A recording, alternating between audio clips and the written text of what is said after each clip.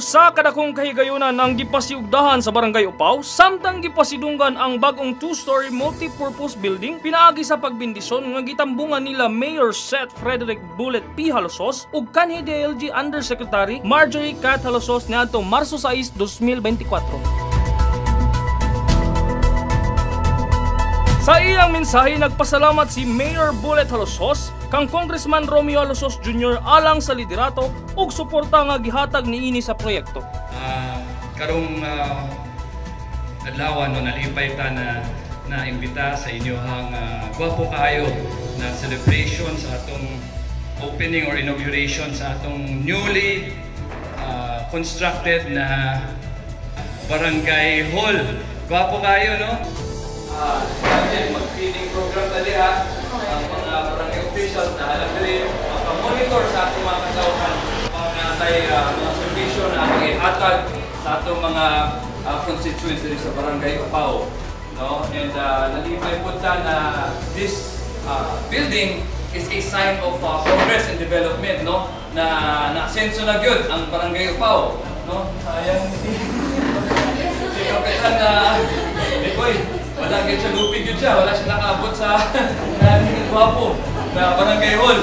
No? So congratulations sa Kapitan Mary Angelique. Nang hinaot si Cat Halosos nga ampingan tungod magamit kini sa mga nagkadaiyang aktibidad sa barangay. Congratulations kay gwapo jud kaayo kanina.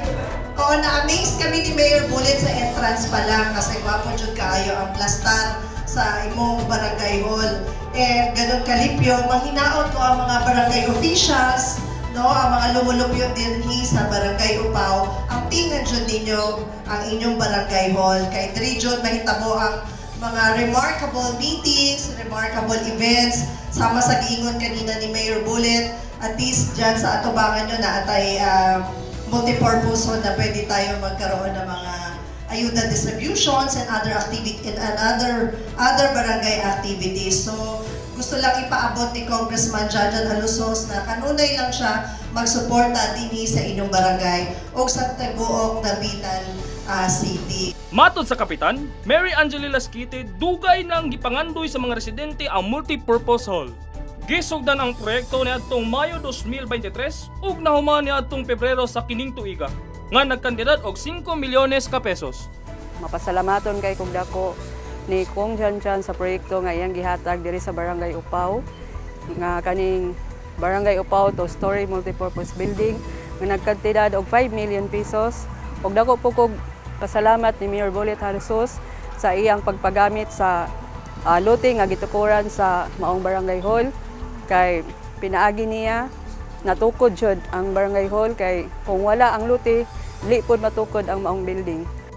Sa maong programa, gisuportahan nila Consel Divine Patilano, Mitzi Idolawan, Ronnie Harapan, Noel Sardane, Vicoy Amoy, ABC President Hamilcar Takbaya, Presidente sa Liga ng mga Barangay sa probinsya, Sushmita Halosos, ug Hepe sa Barangay Affairs, Dari Patilano.